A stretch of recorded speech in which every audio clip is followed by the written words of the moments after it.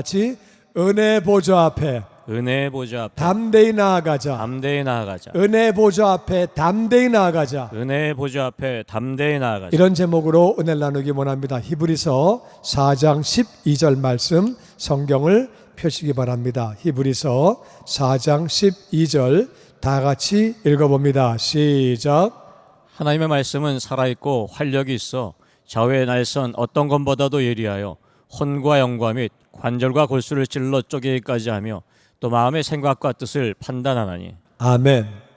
하나님의 말씀이 살아있다. 하나님 말씀이 예수님이에요. 말씀이 육신이 되어 이 땅에 우리와 함께 사셨다고 성경은 기록합니다. 이 말씀이 바로 예수님이에요. 그러니까 당연히 살아계시지요. 말씀은 살아있고 활력이란 말은 활동력, 권능이 있다. 그리고 힘이 있다. 말씀에는 힘이 있고 활동력이 있고 그렇게 권능이 있다는 거예요. 그래서 좌우의 날선 어떤 칼보다도 예리해서 혼과 영을, 우리는 어떨 때는요 혼과 영이 헷갈려요. 이게 내 마음인가? 내 영인가? 헷갈릴 때가 있는데 말씀은 정확하게 이게 마음인지 이게 영인지 분별하신다는 거예요. 말씀은 어디까지가 마음이고 어디까지가 영인지 분명하게 분별을 한다는 거예요. 관절과 골수는 우리 몸에 제일 깊숙한 곳에 있는 부분이에요. 관절과 골수를 찔러서 쪼개기도 하고, 그래서 딱 나눈다. 여기는 관절, 여기는 골수 딱 쪼개고 그렇게 나눈다는 거예요. 또 마음의 생각과 뜻을 판단한다. 우리는 잘 모를 때가 많은데 생각과 뜻은 다른 거예요. 생각은 뭘 보고 생각이 났어요. 그 생각하는 게 있고, 뜻은요 내가 맘먹은 거예요. 나 이렇게 해야지. 근데 우리는 이게 내 생각인가 뜻인가 헷갈릴 때가 있는데 말씀은 딱 구별한다는 거예요. 생각과 뜻은 다릅니다. 쉽게 말하면 내가 밥을 먹다가 옆 테이블이랑 갑자기 싸움이 나가지고서 싸우다 그 사람이 다쳤어요. 그거하고 내가 집에서부터 싸우려고 칼을 들고 가서 그분을 다치게 한 거하고 그게 다릅니다. 그게 재판받을 때 형벌이 달라요. 그러니까 뜻이 있는 것과 생각과는 달라요. 내가 훔치려고 맘먹고 훔친 거하고 내가 훔치려고 맘먹은 게 아닌데 어떻게 하다 보니까 그렇게 된 거하고는 다른 거예요. 생각과 뜻이 다른 거를 말씀은 다 분별한다는 거예요. 그러니까 말씀 앞에는 모든 게 다 분별되어진다. 생각인지 뜻인지 관절인지 골수인지 혼인지 영인지 다 구분한다고 그렇게 말씀은 기록합니다. 뿐만 아니라 13절 같이 읽어보죠. 시작. 지으신 것이 하나도 그 앞에 나타나지 않음이 없고 우리의 결산을 받으시리의 눈앞에 만물이 벌거벗은 것 같이 드러나느니라. 그러므로 우리에게 큰 대제사장이 계시니 승천하시니 곧 하나님의 아들 예수니라. 우리가 믿는 도리를 굳게 잡을지어다. 아멘. 지으신 것이, 만물을 지으신 분이 예수님이에요. 하나님 아버지가 시키셔서 예수님이 만물을 지으신 거예요. 그래서 그 만물 지으신 예수님 앞에, 말씀 앞에 모든 것이 다 나타난다. 말씀 앞에는 모든 게 다 나타난다. 나타나지 않는 게 없다. 우리의 결산을 받으실 분, 우리를 마지막에 결산하시는 분, 그분도 예수님이에요. 예수님이 내가 너한테 시간 줬는데, 물질도 줬는데, 너한테 재능도 줬는데, 은사도 줬는데, 내가 선물도 줬는데, 너에게 이런 거 저런 거 다 줬는데 마지막에 계산하신다 그 말이에요. 성경 보니까 계산한다고 나와요.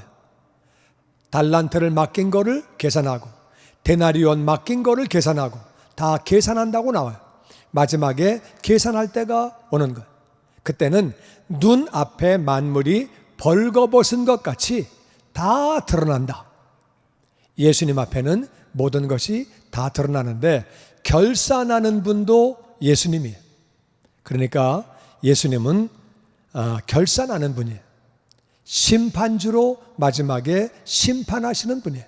맨 처음에 창조하신 분, 다 같이 말씀이신 예수님, 말씀이신 예수님, 창조하신 예수님, 창조하신 예수님, 심판하시는 예수님, 심판하신 예수님. 심판하시는데 그 앞에는 모든 게 다 나타난다. 네가 마음속으로 맘먹은 것들, 마음속으로 생각한 것들, 네 뜻인지 네 생각인지 다 나타난다. 관절과 골수까지 다 구분하시고 네 영과 혼까지 다 구분하시고 모든 걸 다 구분하시고 네가 행한 거, 네가 맘먹었던 거, 말한 거 모든 게 다 드러난다. 다 드러난다. 다 드러나면 어떻게 되느냐? 판단받으면 어떻게 되느냐? 다 드러나면 우리는 죄인이에요. 사람이 평생 동안 착하게 살다가 너무 화가 나서 싸우다가 사람을 죽이면 그 사람이 살인범이에요. 평생을 법을 지키고 살았어도 한 번 죽이면 살인자예요. 내가 평생을 남의 거 안 훔치고 살다가 한 번 훔치면 도둑놈이에요. 그건 죄를 지은 거예요. 근데 하나님은 말씀하시기를 거짓말해도 죄다. 남을 미워해도 죄다. 음욕을 품고 여인을 보아도 그게 죄다. 그리고 부모님에게 불효하는 것도 죄다. 탐욕도 죄다. 탐욕이 우상숭배라고 말씀하시는 것. 우리는 다 죄인이에요. 모든 게 다 드러나기 때문에 우리는 심판받을 수밖에 없고 심판받으면 지옥 갈 수밖에 없다 그 말이에요. 그러므로 우리에게 큰 대제사장이 계신다. 제사장은 뭐 하는 사람이냐? 백성들의 죄를 위해서 하나님께 죄 용서를 비는 사람이에요. 그래가지고 제물을 바쳐요. 양을 죽이거나 소를 죽여서 제물을 바치고 하나님 백성들의 죄를 용서해 주세요. 그런데 큰 대제사장은 바로 예수님은 예수님이 제물 되셔서 우리의 죄를 짊어지고 대신 죽으시면서 우리의 죄를 용서를 간구하시는 그분이 승천하셨다. 승천하셨다는 말은 그분이 이 땅에 오셨다 그 말이에요. 이 땅에 인간의 몸을 입고 오셔서 우리의 죄를 짊어지고 십자가에서 죽으시고 장사한 지 사흘 만에 부활하시고 40일 동안 이 땅에 계시다가 하늘나라로 승천하신 거예요. 할렐루야. 아멘. 말씀이신 예수님은 창조주 하나님이시고 뿐만 아니라 심판주 하나님이시고 그분이 바로 우리의 큰 대제사장이 되시는다. 그래서 승천하신 바로 그분 하나님의 아들 예수님인데 우리가 믿는 도리를 굳게 잡아라. 믿는 도리를 굳게 잡으라 그랬는데 무슨 말이냐? 우리가 심판하시는 결산하시는 그분 앞에 가면 모든 게 다 드러나기 때문에 우리는 믿는 도리를 꽉 잡고 있어야 된다. 끝까지 놓으면 안 된다. 심판받을 때까지 우리는 믿는 도리를 굳게 잡아라. 믿는 도리가 뭐냐? 우리가 예수님을 믿을 때 어떤 일이 생기느냐? 우리가 예수님을 믿을 때 어떤 일이 생기는지를 알아가지고 이 도리를 끝까지 잡아야 되는 것은 그분 앞에 섰을 때는 다 나타난다 그 말이에요. 모든 게 다 드러나니까 우리 마음의 생각과 뜻까지 다 구별되어지니까 우리가 꼭 잡아야 되는 믿는 도리, 예수님 믿으면 어떤 일이 있느냐? 그것이 바로 로마서 3장 23절이에요. 같이 읽어보죠. 시작. 모든 사람이 죄를 범하였음에 하나님의 영광에 이르지 못하더니 그리스도 예수 안에 있는 속량으로 말미암아 하나님의 은혜로 값없이 의롭다 하심을 얻은 자 되었느니라. 아멘. 모든 사람이 죄를 지었어요. 우리는 죄인으로 태어나서 죄인이고 죄를 지었기 때문에 죄인인데 모든 사람이 죄를 지어서 하나님의 영광에 갈 수 없고 그래서 떨어져 나간 자리가 지옥이에요.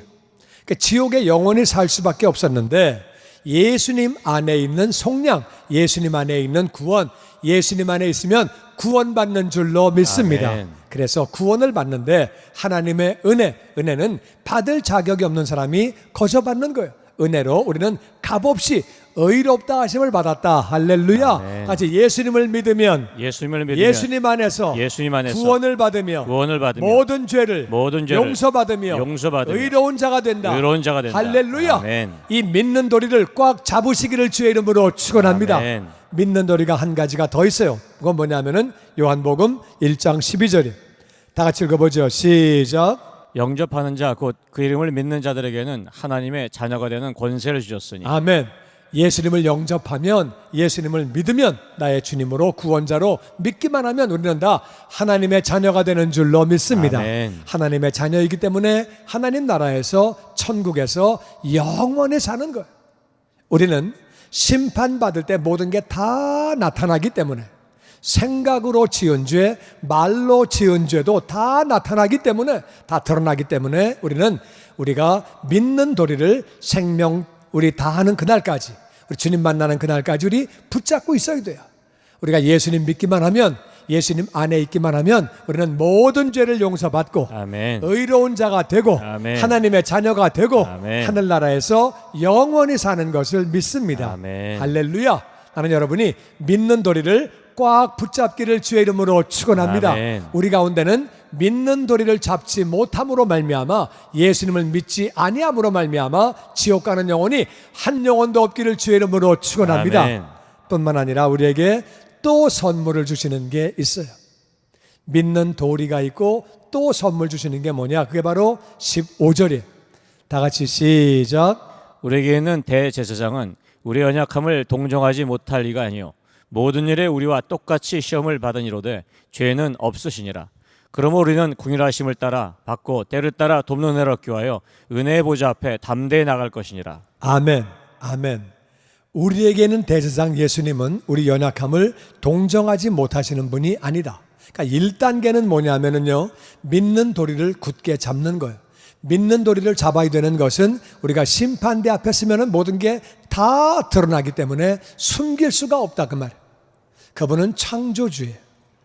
그분은 우리를 구원하기 위해서 첫 번째 오신 예수님은 구원자로 이 땅에 오셨어요. 그래서 그분은 말씀을 나누어 주시면서 우리에게 구원을 주시는 거예요. 말씀을 나누어서 구원을 주시는데 그 말씀으로 마지막에는 심판하신다, 그 말이에요. 너 말씀대로 살았냐? 말씀 어긴 거는 없냐? 다 지켰냐?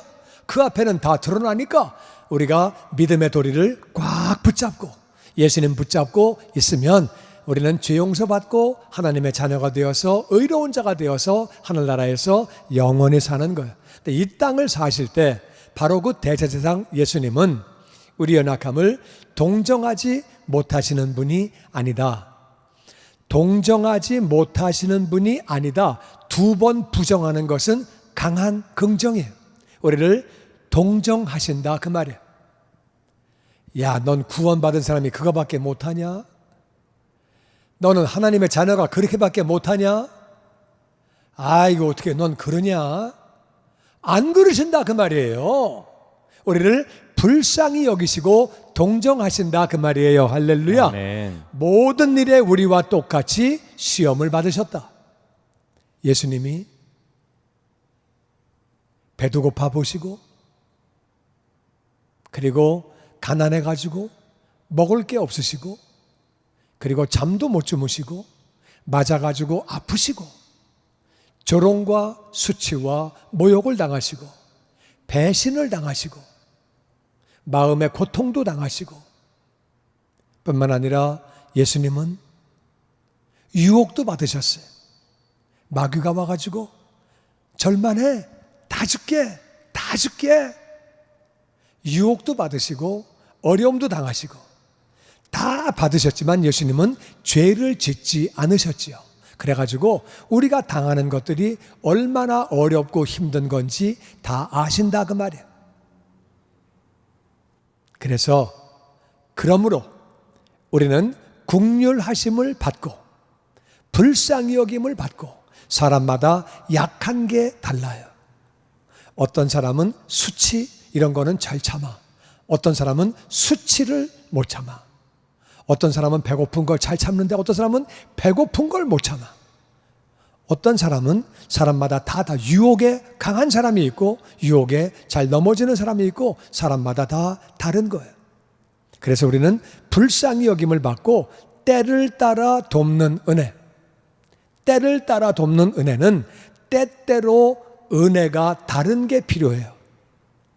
은혜는 받을 자격이 없는 사람이 거저 받는 게 은혜예요. 어떤 때는 우리에게 건강이 너무너무 필요해요. 건강이 망가진 사람은 건강이 필요해요.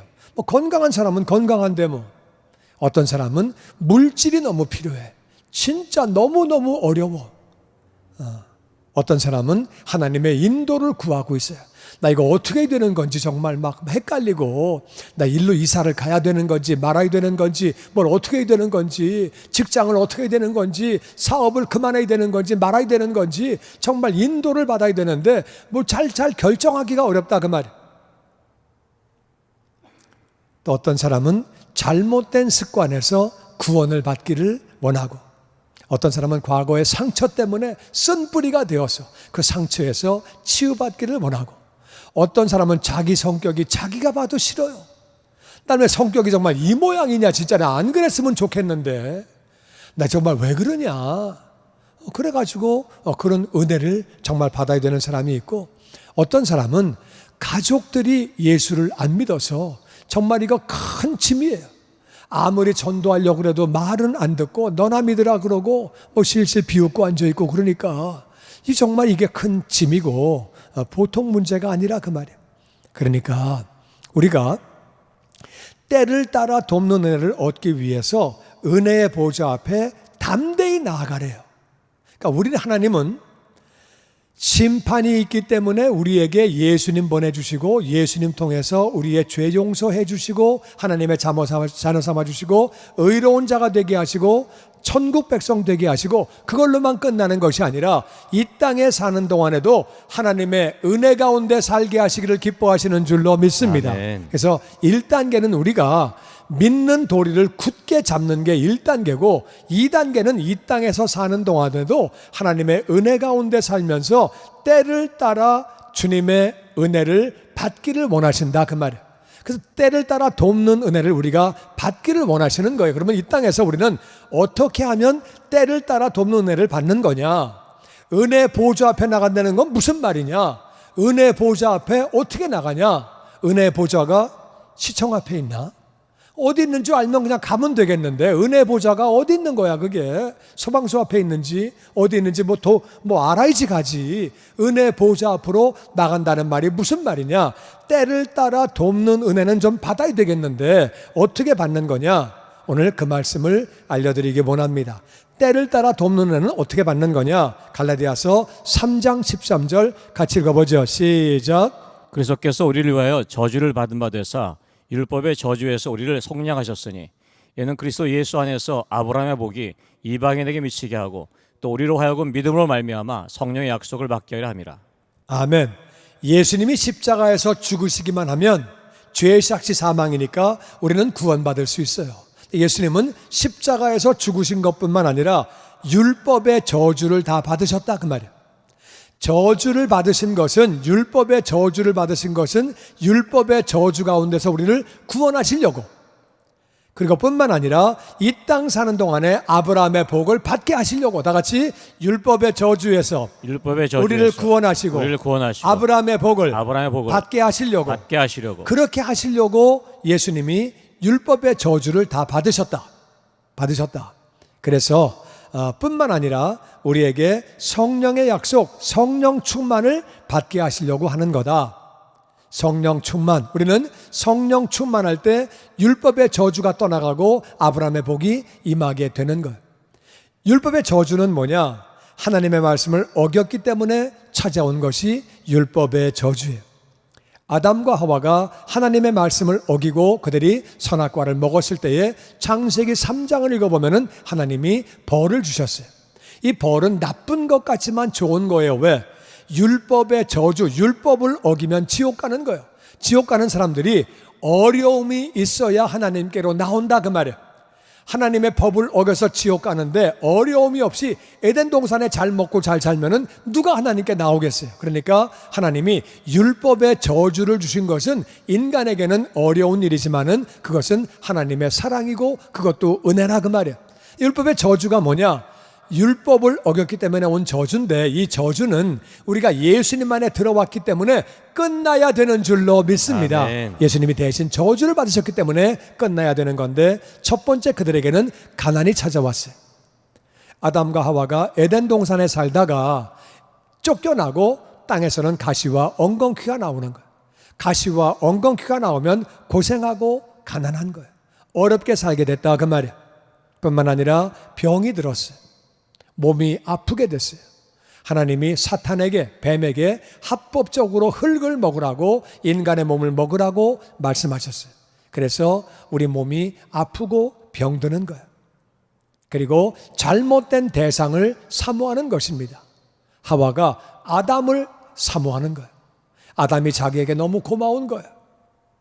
선악과를 같이 먹어주고 같이 멸망으로 와서 자기를 도와주려고 따라온 남편이 너무 고맙고, 뿐만 아니라 이 아담이 가서 또 먹을 거 해가지고 오니까 너무 고마운 거예요.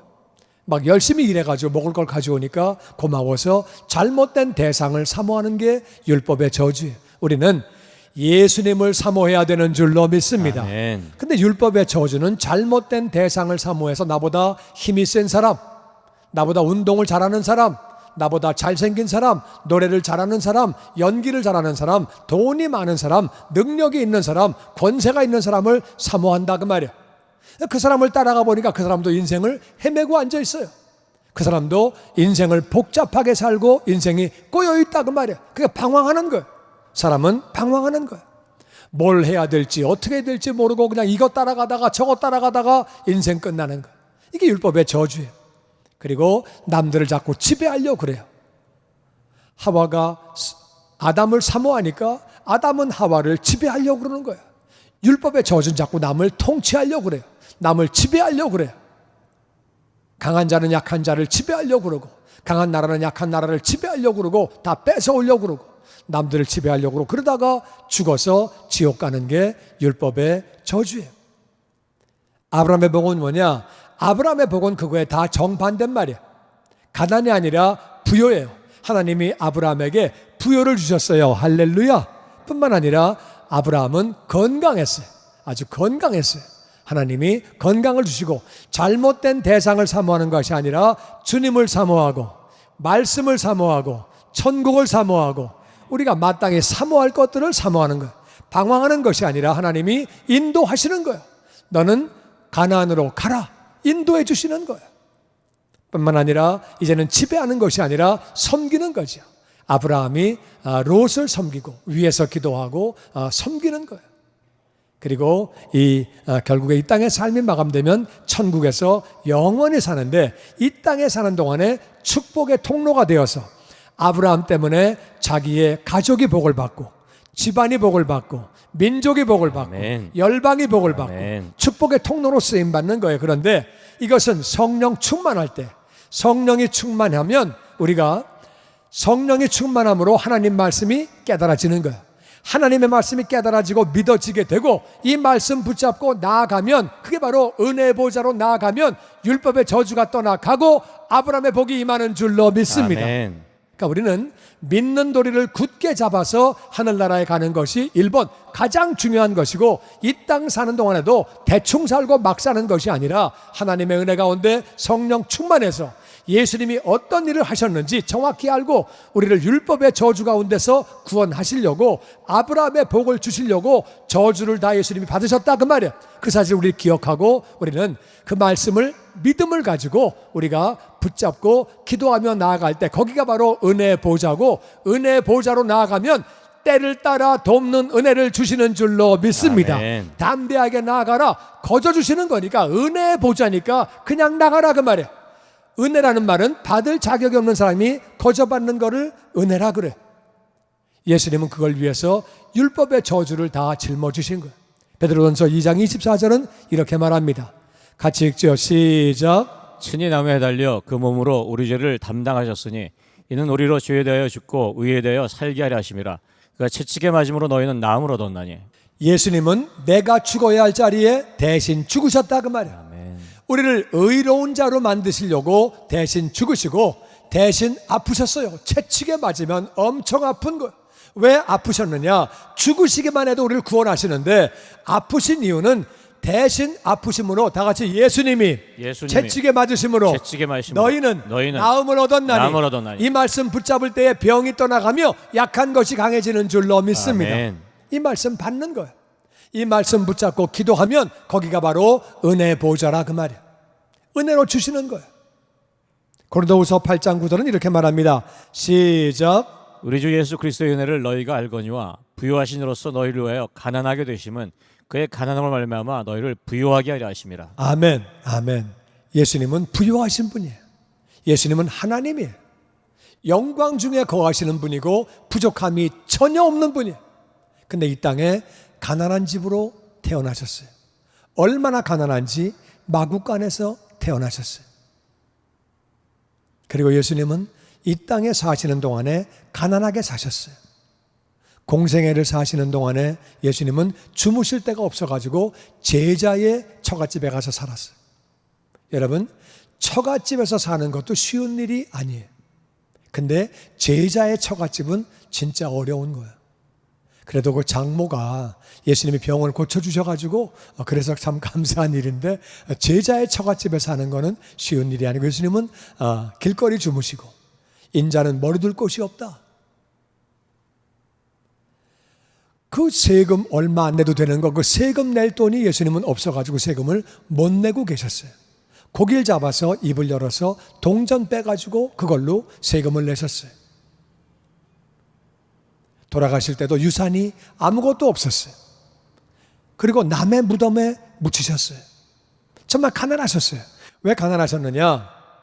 부요하신 그분이 너희를 위하여 대신 가난하신 것은 그분의 가난함으로 말미암아 너희를 부요하게 하려 하심이라. 할렐루야. 아멘. 이 말씀 믿고 나아갈 때에 가난과 기근이 떠나가며 부요함이 임하게 되는 줄로 믿습니다. 아멘. 말씀 붙잡고 기도하면, 우리가 성령 충만한 중에 말씀 붙잡고 기도하면 그러면 이 말씀들이 다 이루어지는 것이고 하나님은 우리가 이 땅에서 복된 삶을 살기를 원하시는 거예요.